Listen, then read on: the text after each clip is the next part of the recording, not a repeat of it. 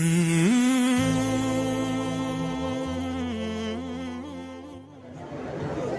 الحمد والنعمة لله. أما بعد فأعوذ بالله من الشيطان الرجيم. بسم الله الرحمن الرحيم.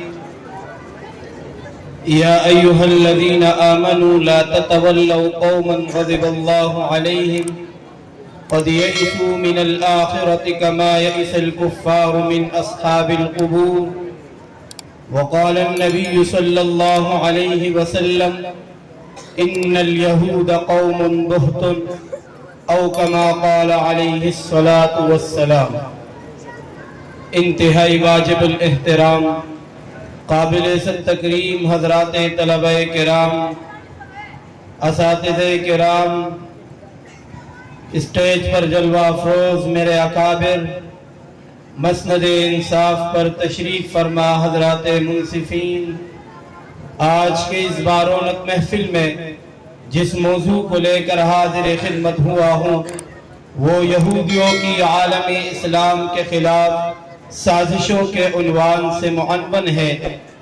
ارباب فکر و نظر اسلام کے خلاف سازشیں دین حق کے نور کو بجھانے کے لیے باطل قوت طاغوت کے پیروکار شیطان کی سرگردگی میں ہمیشہ سرگرم ہیں.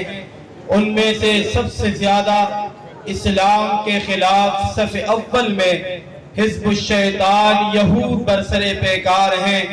یریدون لیطفئوا نور اللہ بافواہہم واللہ متم نورہ ولو کرہ الکافرون.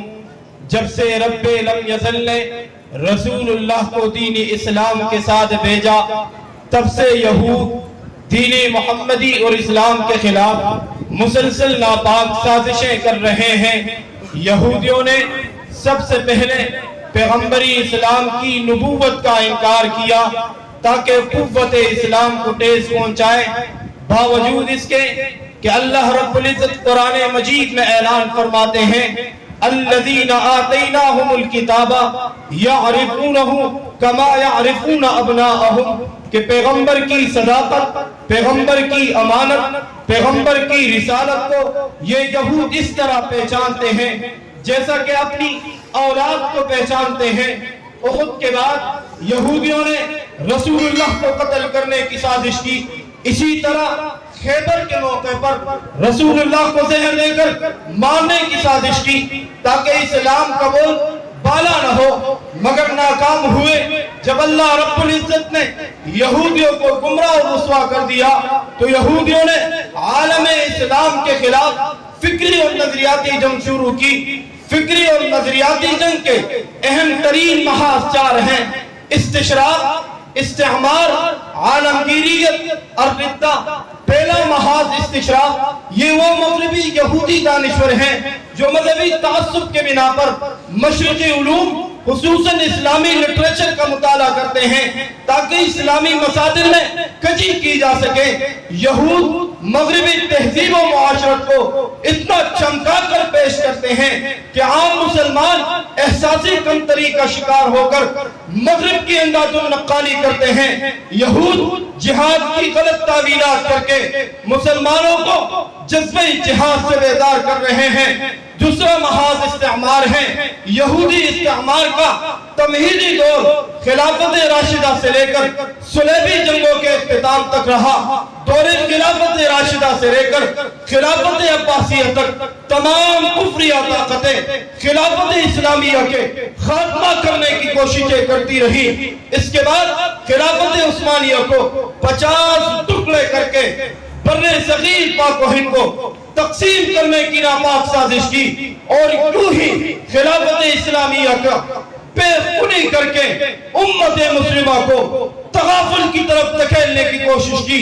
لیکن قربان جاؤ امت کے شعراء نے امت مسلمہ کو جگانے کے لیے صرف اتنا ہی کہا: نہ سمجھو گے تو مٹ جاؤ گے اے غافل مسلمانوں، تمہاری داستان تک نہ رہے گی داستان.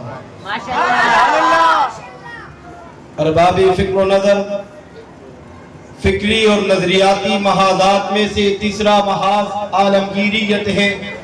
یہ ایسی تحریک ہے جس کا مقصد اقتصادی، ثقافتی، معاشرتی، دینی اور وطنی امتیازات کو ختم کرنا ہے۔ معاشرتی عالمگیریت کے فروغ کے لیے اقوام متحدہ اور اس کے ذیلی اداروں اور عالمی کانفرنسوں نے بڑا کردار ادا کیا، جس کے ذریعے سے مسلمانوں میں انتشار پیدا ہوا۔ چوتھا محاذ الردہ ہے۔ اہل باطل کا اہم ترین ہدف الردہ یعنی مسلمانوں کو مرتد بنانا، اسلام سے خارج کرنا، کلام الہی میں تحریف پیدا کرنا، قرآن مجید سے مسلمانوں کو دور کرنا اور مسلمانان عالم پر غلبے کے لیے استشراق و استعمار سے تعاون حاصل کرنا۔ اس سلسلے میں ان کی وسیع پیمانے پر تبلیغ ہو رہی ہے۔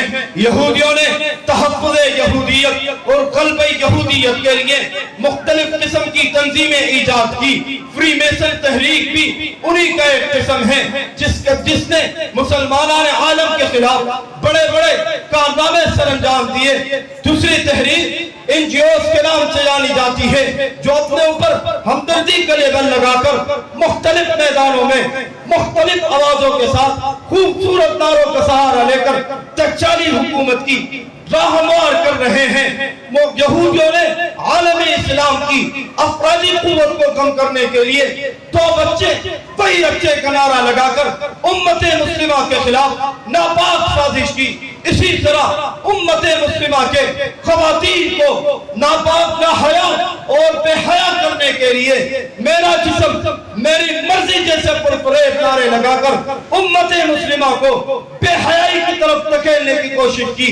لیکن قربان جاؤ امت مسلمہ کے نوجوانوں اور امت مسلمہ کے شعراء پر، انہوں نے صرف اتنا ہی کہا کہ کافروں کو اے مسلمان آزمانا چھوڑ دے، بے وفا ہے ان سے تو امیدیں لگانا چھوڑ دے، کچھ نہیں ملتا ان کی چوکٹ پر تجھ سے ذلت کے سوا، ان کی چوکٹ پر ان کا آستانہ چھوڑ دے۔